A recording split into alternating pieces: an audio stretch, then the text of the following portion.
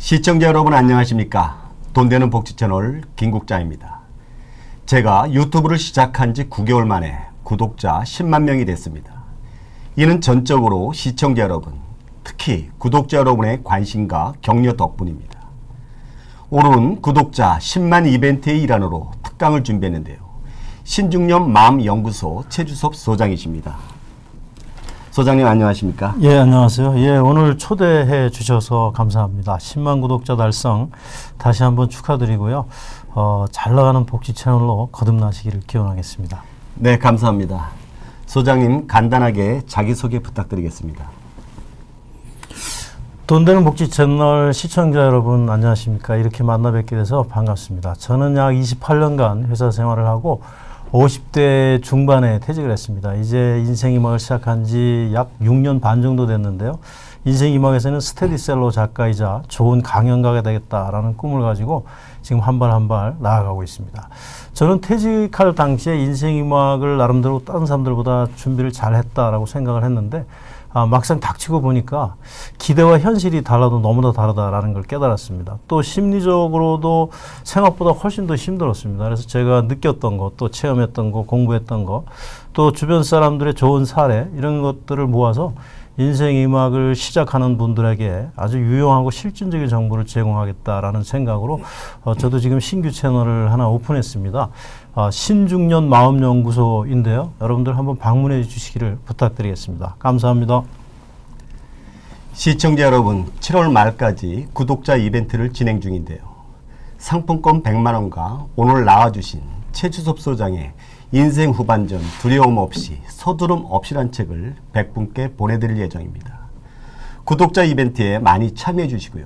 이제부터 최주섭 소장의 인생 후반전을 위해 꼭 해야 할 4가지란 주제로 특강을 시작하겠습니다.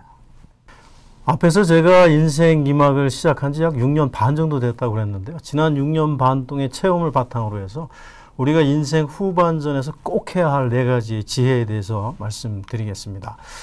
첫 번째 제안으로 변화를 있는 그대로 수용하고 한마음 바꾸어서 담대하게 새로운 삶으로 전환하자, 이렇게 제안을 드리겠습니다. 인생이 오전에서 오후로 넘어가면서 환경, 육체, 내면에 관한 온갖 종류의 변화들이 그것도 한꺼번에 밀물같이 밀려옵니다.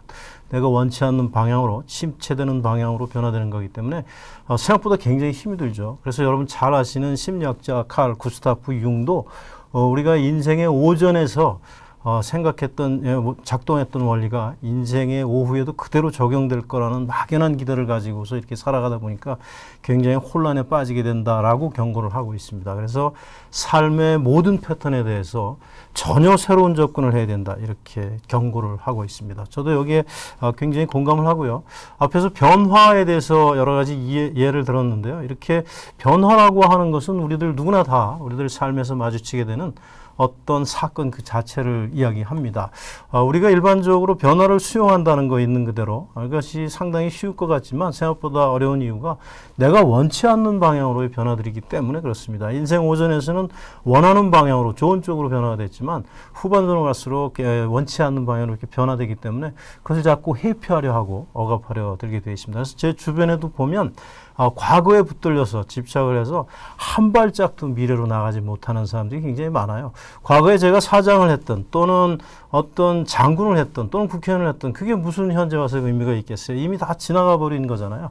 과거의 삶이 성공이었던 또는 실패였던 간에 그냥 깔끔하게 내려놓고 새로운 인생으로 다시 출발하는 것, 이 자세가 우선 제일 먼저 중요하다는 것. 그래서 또 다른 준비 과정을 거치는 것, 그것을 전환이라고 합니다. 그래서 전환은 트랜지션, 이렇게 변화에 적응하는 과정을 이야기합니다. 어떤 사람들은 회사에서 퇴직을 해서 한 몇 달 동안 또는 한 1, 2년 동안만 실업자로 있어도 마치 아주 큰일이 나는 것처럼 이렇게 호들갑을 이제 떨게 되죠. 그래서 여기저기 찔러보다가 이제 임시직이라도 이렇게 들어갔다가 단지 몇 년 버티고 그냥 나와버리는 그런 삶이 좀 일반적인 것 같아요.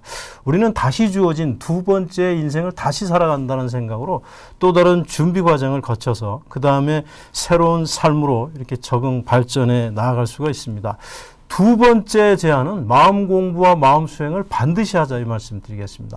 마음이 중요하다. 마음 먹기 달려있다. 행복이라는 것은 우리는 이런 말들을 많이 하는데요. 실제로 마음에 대해서 학교에서 가르쳐 준 적도 없기 때문에 마음에 대해서 놀랄 정도로 무지하고 또 무관심하고 투자도 하지 않고 있는 것이 현실입니다.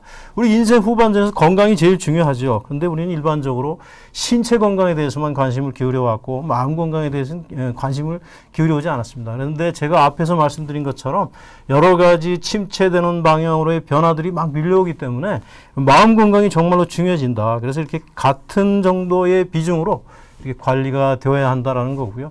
우리는 일반적으로 물질적인 노후 준비에 대해서만 관심들이 많이 있는데 인생 후반전에서는 특징적으로 정신적 노후 준비에 대해서도 굉장히 관심을 기울여야 된다라고 말씀을 드릴 수 있습니다. 마음 건강에 대한 주요 이슈들, 우리가 신경 써야 될 것들, 마음 공부를 좀 많이 해야 되고 자기계발서 좋은 게 많이 나와 있지 않습니까? 또 이 책에 나와 있는 것들을 바탕으로 해서 작은 실천들을 진지하게 좀 실천을 해야 되는 거. 공부만 하고 실천하지 않으면 그거는 이 아르마리만 늘어서 그야말로 아집만 늘어나는 이제 그런 형태가 되고요. 또 자아관도 재정립해야 되고 불안, 스트레스, 우울증, 과잉분노 이런 부정적인 감정들의 실체는 무엇이고 우리가 이것을 어떻게 컨트롤해 나갈 수 있는가의 문제 이런 것들을 좀 배워야 되고요.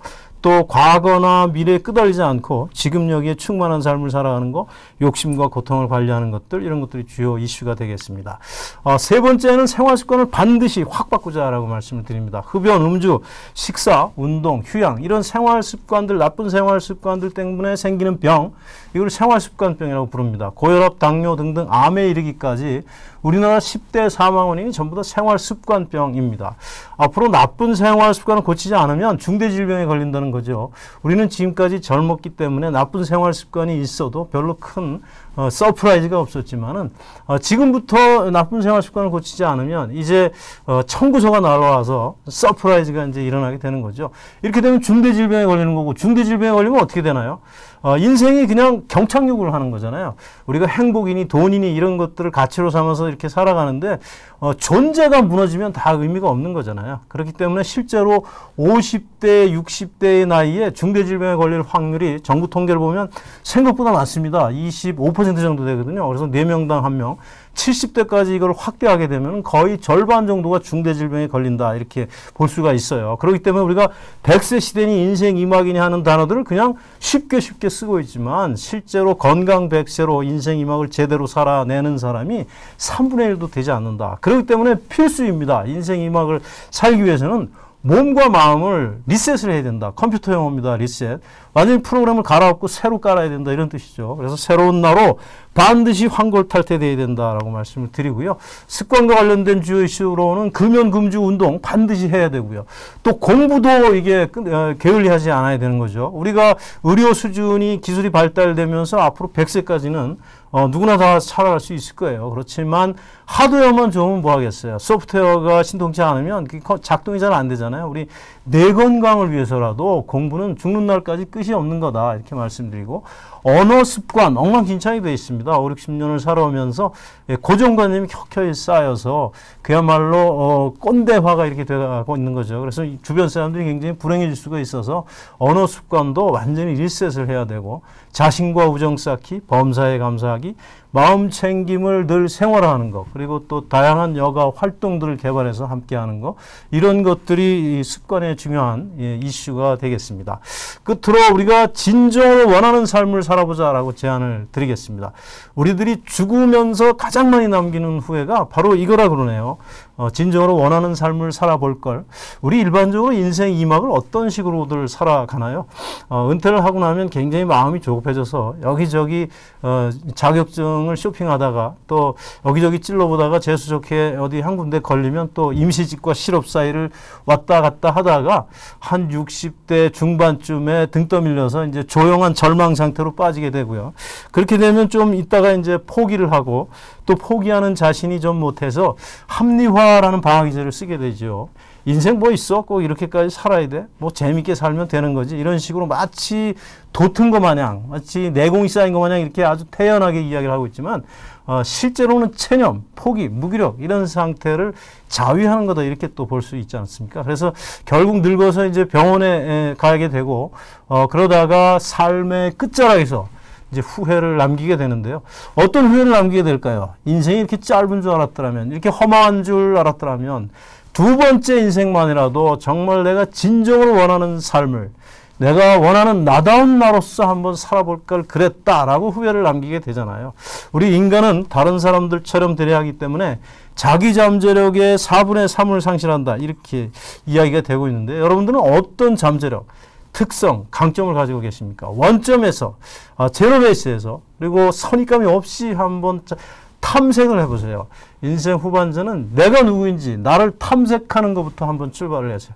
이렇게 해서 재발견한 강점, 잠재력을 일거리와 연결해서, 사회적으로 유의미한 일거리와 연결해서 한번 용기 있게 도전을 해보십시오. 우리는 지금까지 정말로 열심히 살아왔습니다. 무엇이 또 그렇게 두려워야 되고 조마조마해야만 되겠습니까?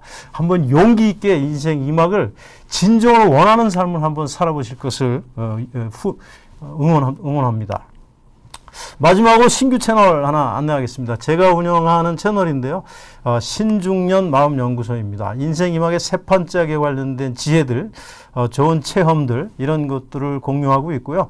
마음건강, 천직 찾기, 노후자금, 여가활동, 이렇게 4가지 주제를 핵심 주제로 하고 있습니다. 방문해 주시면 고맙겠습니다. 경청해 주셔서 감사합니다. 여러분 도움이 되셨습니까?